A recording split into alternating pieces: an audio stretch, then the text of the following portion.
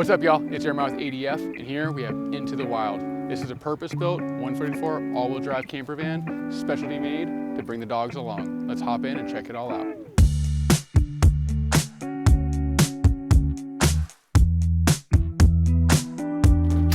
This family wanted a comfortable yet safe place to keep their dogs while they're traveling or even parked. One challenge we faced with trying to fit dog crates in the van was nothing we found off the shelf had the proper sizing or really fit into the shape and dimension of the van properly.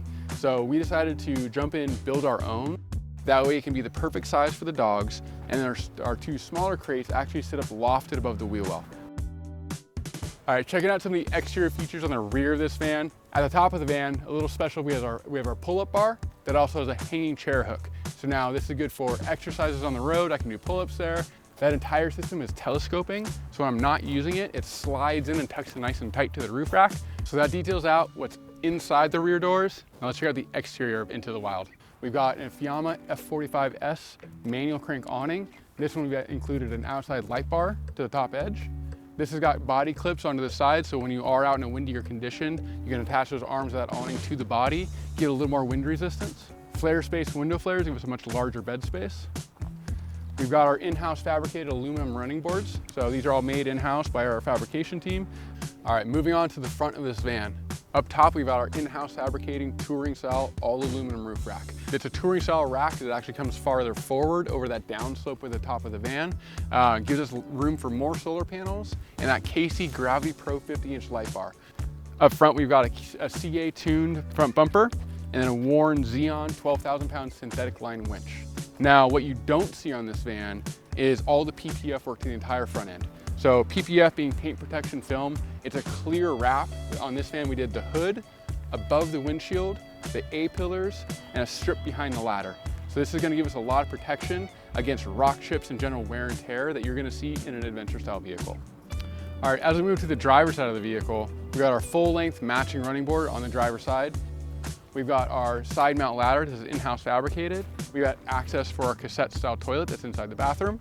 Moving up to the roof, we've got 200 watts of solar, a ventilation fan, a Starlink system that's been flat mounted and converted to 12 volts, and a low profile air conditioner that you can barely even see from the bottom of the van. It's important to note with suspension that we don't always have to throw the whole book at it as far as upgrades go. And sometimes those upgrades might cause a worse ride quality than what you started with. In our case, we have only a 3,700 pound rear axle weight, so it didn't make sense to upgrade the rear leaf spring and make it incredibly stiff in the rear. All that's gonna do is make the van bouncy and uncomfortable. Instead, this van already has the RV suspension bundle, which includes upgraded rear leaf springs and an upgraded sway bar. As part of that, we already have a little extra capacity from the factory, and our stance and our ride height is completely fine. The only time I look at redoing rear leaf springs or add leafs or things that actually increase ride height is if the back end of the van is sagging due to that extra weight. All right, moving to the interior of Into the Wild. The outside portion of this cabinet's got a flip down table, so that's good for cooking a meal. So on this van, this is a Sprinter 144, this is for the smaller van, but we still have a really nice kitchen and usable kind of countertop area. We've got a Torva 18 by 18 zero radius bar sink. This is an undermount sink, so wiping off your counter, you can really wipe stuff into that sink very easily. Makes cleanup a breeze. And then we have this matching countertop insert that makes this space usable if you're not using the actual sink itself. In the base of this cabinet, I've got 3 drawers all the way down, and below the sink this swings out, and there's 2 more drawers for extra storage down low. On the side of our cabinet, we got this flip-up countertop extension. It gives me more usable space for meal prep, for washing dishes. Similarly to most of the vans we build, our control panel is centrally located right here in this working space. So I have easy access to all my light switches, my heater, my water pump, my inverter, Starlink, my accent lighting, my thermostat, and my solar charge controller, which also gives me a gauge for how much battery charge we have. Looking at the driver's side of the cabinetry, we've got a nice open space between the cabinetry and the back of the seat, so I can actually stack larger bags or duffel bags or golf clubs or any taller item can stack up in this space. Then we also have a flip-up table, which is a good working surface for that driver's seat when it's spun around backwards. Moving back, we've got an Isotherm Cruise 130 refrigerator.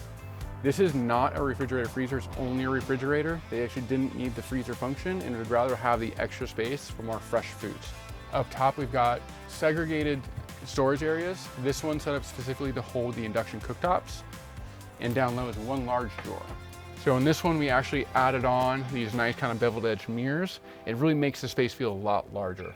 And inside this is a wide enough shower where I don't have to worry about adding an additional pan. So it's not our telescoping style bathroom.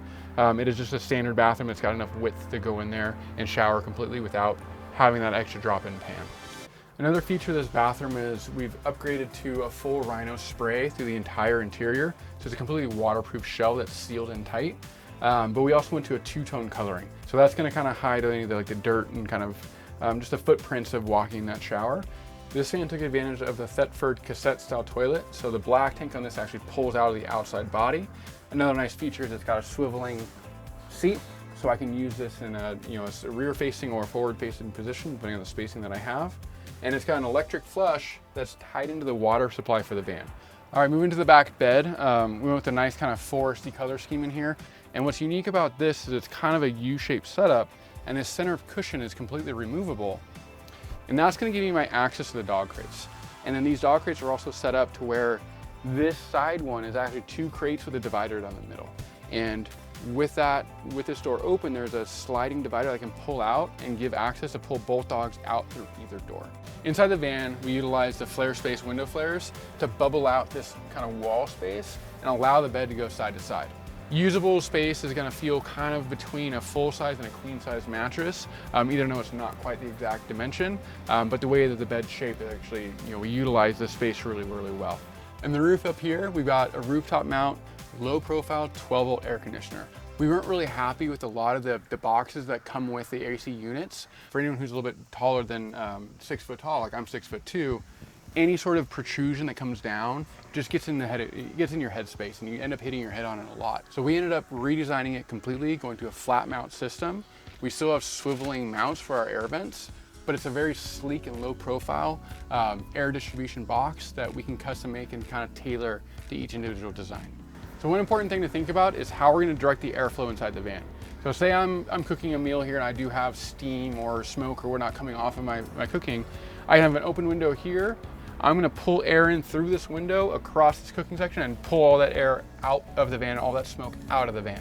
So you can really dictate your airflow based off of your vent fan locations and which windows open and where they open. So that does it for Into the Wild. If you're interested in a van just like this one, we're gonna make a custom design that fits your needs, reach out to us, sales@adfsprinters.com, or reach us on any of our social media accounts @ADF Sprinters.